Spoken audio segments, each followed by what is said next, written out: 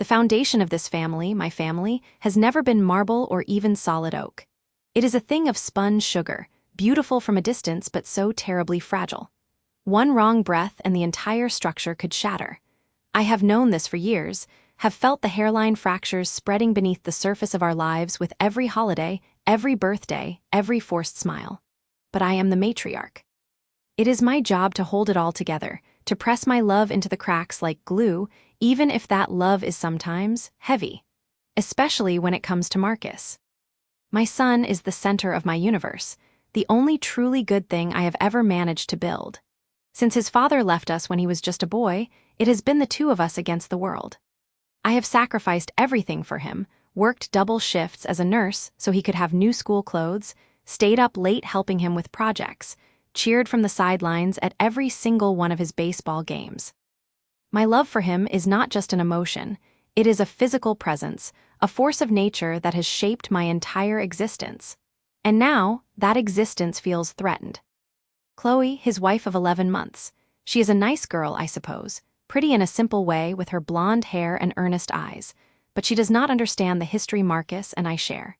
She did not live through the lean years, the tears, the whispered promises in the dark that we would always be enough for each other. She waltzed into his life 5 years ago and saw a successful, kind-hearted man. She did not see the boy I had to piece back together. She does not see that he still needs me. Tonight, they are here for dinner, a weekly ritual I both cherish and dread. I can feel the tension the moment I open the door. It hangs in the air between them, a silent, thrumming thing. Marcus gives me a quick, tight hug, his shoulders rigid. Chloe's smile does not reach her eyes. I usher them into the dining room, where the table is set with my mother's good china. The crystal glasses gleam under the warm light of the chandelier. Each reflection a tiny, perfect world where everything is still in its right place. Everything smells wonderful, Lena, Chloe says, her voice a little too bright. It is just a roast chicken, I reply, brushing it off. Marcus's favorite. I see her flinch just a little at the mention of his favorite. It is a small, petty victory, I know, but I cannot help myself. It is a mother's instinct to remind her child of home, of comfort, of the love that has always been there. The meal begins in a stilted silence, punctuated only by the clink of silverware on plates. I try to fill the void, asking Marcus about work, about an old friend I ran into at the grocery store. He answers in monosyllables, his eyes fixed on his plate. Chloe pushes her food around with her fork. The air grows thick, charged with something unspoken. I can feel it building, a storm gathering at my own dinner table. And then it breaks. Marcus, Chloe says, her voice quiet but firm, cutting through one of my questions about his health. We need to talk, and I would rather do it here now. Marcus looks up, his eyes wide with a flicker of panic. Chloe, not now. Yes, now. She places her fork down with a definitive click. I cannot do this anymore. The constant calls, the unannounced visits, the way you run to her for every little decision. My breath catches in my throat. She is talking about me. She is laying siege to my kingdom, and she is doing it at my own table. It is not like that, Marcus says, but his voice lacks conviction. It is a weak protest, a habit. It is exactly like that. Chloe's composure cracks, and the raw emotion beneath is startling. I am your wife, Marcus, but I do not feel like it. I feel like an outsider in my own marriage. I feel like I am competing with your mother for your affection, and it is exhausting. It is killing me. I should say something.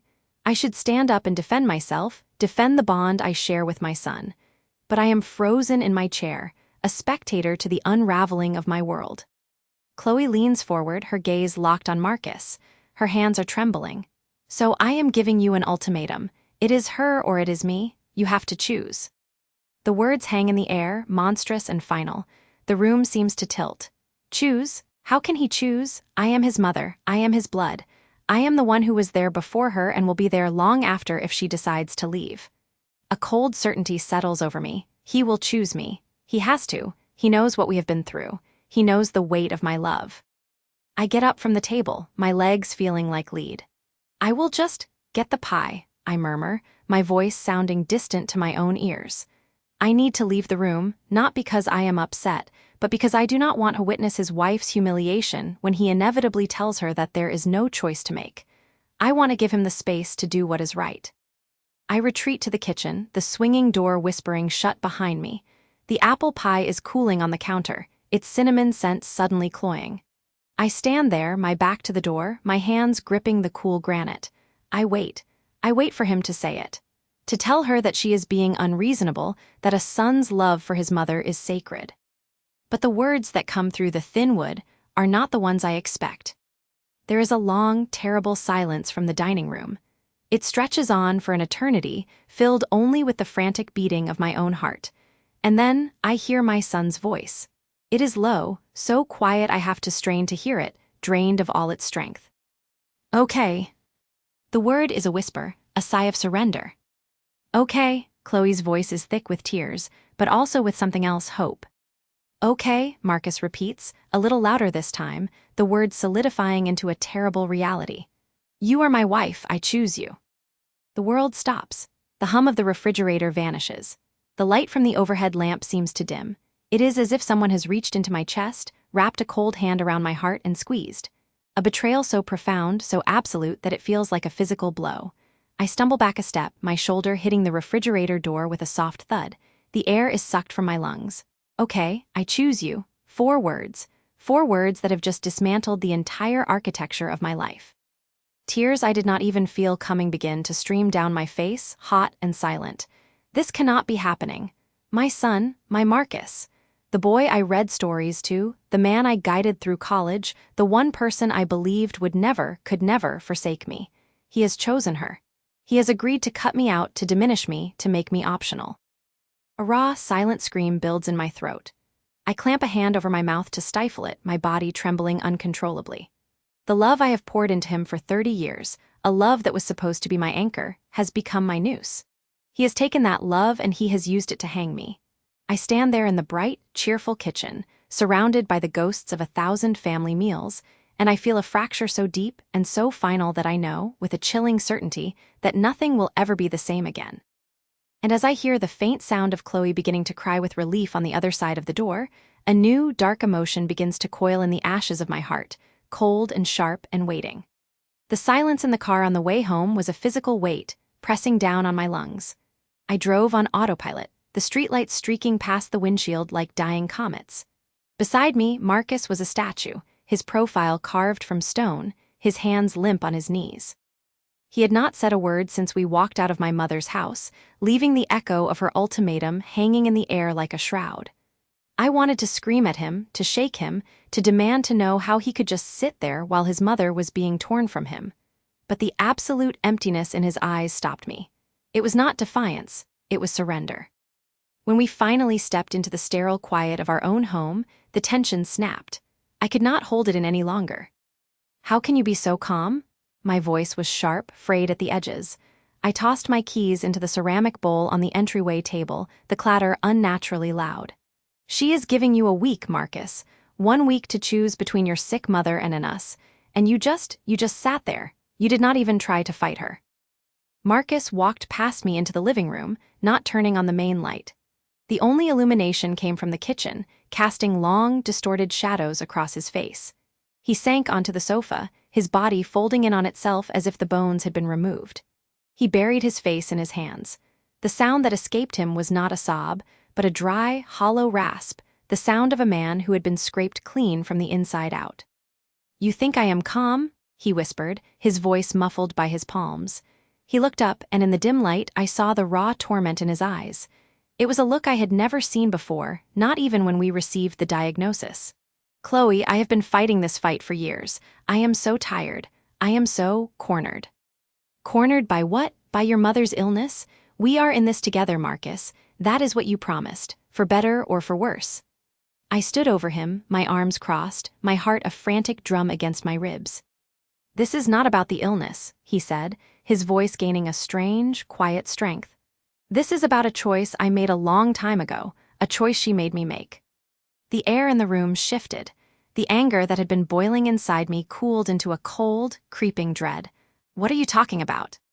He stared at a point on the wall behind me, his gaze distant, lost in a memory I could not see.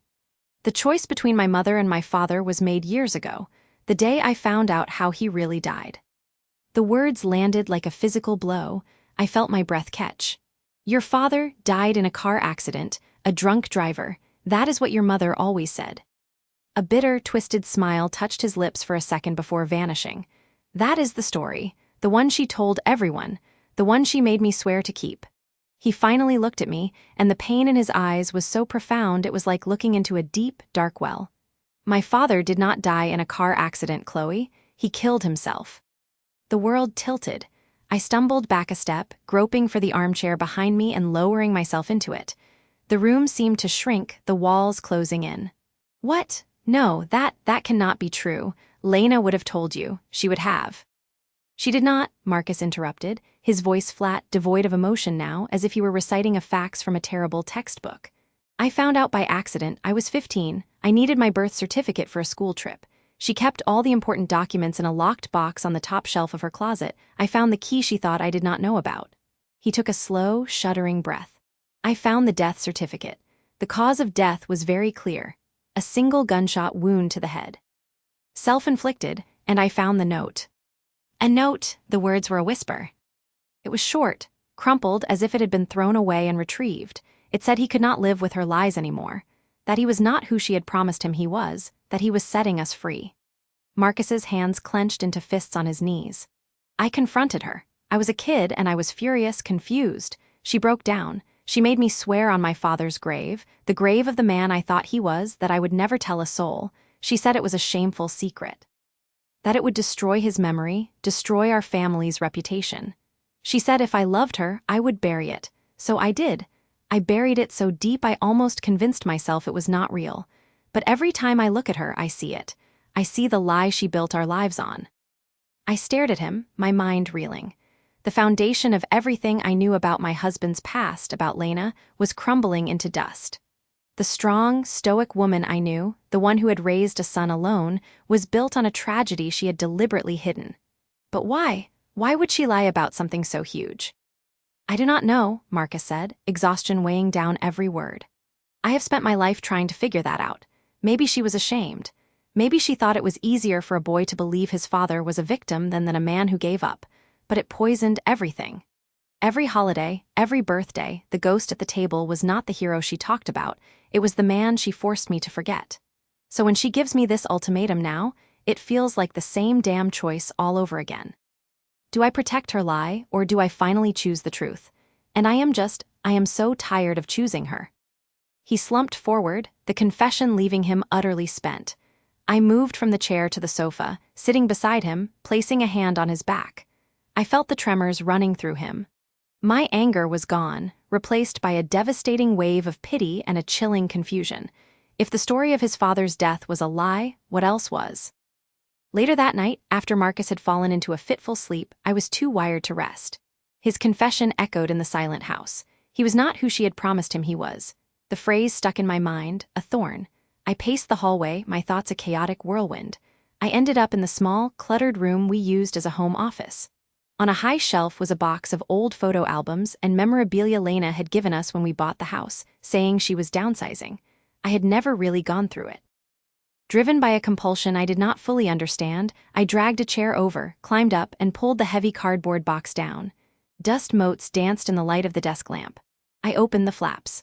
On top were the expected things: Marcus's childhood photos, his graduation tassel, a few faded birthday cards. But beneath it all was a smaller, older box made of wood, its surface intricately carved. It looked like a keepsake box. It was not locked. My heart began to pound, a slow, heavy rhythm. I lifted the lid. The smell of old paper and dried flowers wafted out. Inside, nestled on a bed of faded velvet, was a bundle of letters, tied with a pale blue ribbon. The paper was brittle, the handwriting on the envelopes a flowing, masculine script. They were addressed to Lena, at an old apartment address I recognized from stories. The return address was just a name. David. David? Lena had mentioned a David once, a long time ago, in the vague way one mentions a childhood sweetheart. Her first love, she had said, who had left town before Marcus was born. A memory. I untied the ribbon with trembling fingers. The first letter was dated just a few months before Marcus was born. My dearest Lena, it began, I received your letter. I do not understand. How can you say it is over? After everything we promised each other, I love you, I know you love me. Is it the baby? I told you I do not care about any of that. We can raise him together. He will be my son in every way that matters. Please do not shut me out. Let me come home to you. All my love always, David. The blood drained from my face. I fumbled for the next letter, my breath coming in short gasps. Lena, you are not answering my calls. Your brother will not tell me where you are. I know he never liked me. Please, just talk to me. I have a right to know my own child. Do not do this asterisk. The words blurred. My own child. I scrambled through the letters, my hands shaking so badly I could hardly turn the pages. The dates progressed. The tone grew more desperate, then resigned, then finally, heartbroken. The last letter was dated a year after Marcus's birth. Lena, this will be my last letter. I cannot live like this, chasing a ghost of the life we were supposed to have. You have made your choice. You have chosen your family, your reputation over us. I hope your husband is the father you want for our son. I hope the lie is worth it. I am leaving town for good. Do not try to find me. Goodbye, David. I sat on the floor, the letters spilling around me like fallen leaves. The pieces of the puzzle, jagged and terrible, slammed together in my mind. Lena was pregnant with David's child. She married another man, Marcus's legal father, to give the baby a name. But David did not abandon her. He fought for her. He wanted to be a father to his son. And Lena had driven him away. She had chosen the lie. The lie that her husband was Marcus's biological father. A lie that must have crushed the man, leading him to, I could not finish the thought. The shocking discovery was not just the existence of a first love, it was the truth of my husband's origin. Marcus was not the son of the man who had raised him. He was the son of a man named David, a man his mother had erased from history. And the man who had raised him, the man whose death was shrouded in a lie, had taken his own life because of it. I looked toward the bedroom where Marcus slept, still believing the weight he carried was one kind of tragedy. He had no idea it was another, far heavier one entirely. The final letter trembled in my hand, and I read the last line again, the words burning themselves into my soul. I hope the lie is worth it. I knew, with a chilling certainty, that I would have to be the one to tell him that it never was. The silence in the room was a physical presence, a heavy shroud that had settled over the three of us after the storm of my confession. It was the kind of silence that has its own sound, a high-pitched hum of agony and suspended breath. I watched my son's face, a canvas where my betrayal was painted in stark, brutal strokes. He was not looking at me. His gaze was fixed on some distant point on the beige wall, his jaw so tight I could see the muscle leaping beneath his skin. Chloe's hand was on his arm, a small, pale anchor in the tempest I had unleashed. Her eyes, wide with a shared horror, flickered between Marcus and me, and I saw the moment the full implication of my words settled upon her. It was not just a story. It was the foundation of their lives, and I had just revealed it to be rotten. Say something, I whispered. The words were raw, scraped from the deepest part of my throat. Please, Marcus, say anything. He did not turn his head. His voice, when it came, was flat and dangerously calm, a stark contrast to the violent trembling I could see in his hands where they rested on his knees. So, my entire life, my entire memory of my father, it was a lie. It was not a lie, I pleaded, leaning forward, my own hands clutching at the empty air between us. Elijah was your father, in every way that ever mattered. He loved you from the moment I told him I was pregnant. He never once questioned it. He never once treated you as anything less than his own son, his pride and joy.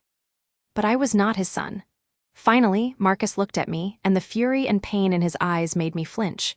Biologically, I was not his. You let him die believing I was. The accusation hung in the air, a guillotine blade. I had to make him understand the impossible choice, the prison of my own making. I was 22 years old and I was terrified. You're your biological father, he was a whirlwind. It was intense and brief, and he was gone before I even knew about you. He did not want a family. He did not want a life like this. I gestured weakly around the room at the life I had built. I met Elijah a month later. He was kind. He was stable. He was a good man, a truly good man, and he wanted to build a future with me. When I discovered I was pregnant, I saw my one chance for a normal life, a safe life for you. I told him the baby was his, and he never doubted me, not for a second. And you never told him the truth, Marcus stated, his voice cracking on the last word. Not even when he was dying. He died thinking I was his blood. A sob broke from my chest. How could I? How could I destroy him like that? He was so proud of you. You were his greatest accomplishment. To tell him on his deathbed, it would have been an act of cruelty. My fear, my stupid pride in the life I had built, it created a wall around the truth. It became a secret I could not escape. The only way out was to bury it deeper. I looked at Chloe, silently begging for an ounce of understanding. I made Marcus promise, after the funeral. He was just a boy, heartbroken, and I made him swear to me that he would never tell anyone. I told him it would dishonor Elijah's memory. I bound my own son to my lie. Marcus stood up abruptly, the chair scraping against the floor like a scream. He paced to the window, his back to us, his shoulders rigid. All these years, he said, his voice thick with a grief I had never heard before, a grief for two fathers. I have been mourning the wrong man. I have been visiting a grave, leaving flowers for a man who was not my father, while my real father is out there somewhere, completely unaware that I even exist. No, I said, the word a desperate correction. You are not mourning the wrong man. Elijah was your real father. He changed your diapers. He taught you how to ride a bike. He sat up with you all night when you had that terrible fever. He was the one who cried at your graduation. The biology, Marcus, that is just an accident, a detail. The love was the truth. The love was real. He turned around, and the tears were streaming down his face now, unchecked. But it was built on a lie, Mother. Do you not see that? The entire structure of our family, of my identity, was built on a foundation you knew was sand. And now it has collapsed. I have lost him all over again. And I have lost a man I never knew, a man I can never know. He looked at Chloe, his expression one of utter devastation. What does that make me? What does that make our family? Chloe stood and went to him, wrapping her arms around his waist, pressing her cheek against his back. It makes you Marcus, she said softly, her voice steady despite the tears in her own eyes. The man I love, the man who is going to be a father, that has not changed. But I could see that everything had changed. The dynamic in the room had shifted irrevocably. The trust between mother and son was a shattered vase, and I knew, with a sickening certainty, that it could never be fully restored. We spent the next hour in a painful, halting conversation. Marcus asked questions I could barely answer, each one a fresh incision. He needed details about the man who was his biological father, and I had so few to give. A name, a face that time had blurred, a sense of restless energy. I had buried that part of my past so completely that I had nothing substantial to offer my son, and that felt like the greatest failure of all. Eventually, exhausted and hollowed out, we fell silent again. The sun had set, and the room was bathed in the deep blue of twilight. Marcus finally walked over to me. He did not hug me. He simply stood before me, his expression a complex map of anger, grief, and a reluctant, painful empathy. I cannot forgive you for this, he said, and the words were like a physical blow. Not today, maybe not for a long time, but I understand that you were trapped, and I believe that you thought you were doing the right thing for me. He took a deep, shuddering breath. But that vow is broken now. It is over. I will not live with this secret anymore. I have to put Chloe first. I have to put our child first. Our family will be built on truth, no matter how painful it is. It was a resolution, but not an absolution. It was a strained forgiveness, a conditional peace treaty. He was establishing a new boundary, and I was on the outside of it. I nodded, unable to speak, my tears a silent admission of my defeat. They left shortly after, Chloe giving my hand a gentle, pitying squeeze before she followed Marcus out the door. I was alone again in the quiet house. The silence was different now. It was not suspenseful, it was final. I looked around at the photographs on the walls, Marcus as a baby in Elijah's arms, our wedding day, a family vacation. They were no longer reminders of a happy life, but exhibits in the case against me. I had wanted to protect it all so desperately, and in doing so, I had lost everything. The cost of that vow was the very thing I had vowed to protect, my son. I walked to the mantelpiece and picked up the photograph of Elijah holding a toddler Marcus on his shoulders, both of them laughing. The love in Elijah's eyes was so real, so pure. I had given him that joy, but I had built it on a sacrifice he never knew he made. And now, the full weight of that secret was mine alone to bear, an irreversible consequence. I was left with the ruins of my narrative and the chilling understanding that some prisons do not have bars. They are built from the bricks of our own choices, and the door only locks from the inside. And as I stood there, clutching the photograph, A new, terrifying thought began to form in the emptiness. If Marcus was no longer bound by the vow, what would he do with the truth? The story was not over. It was only just beginning.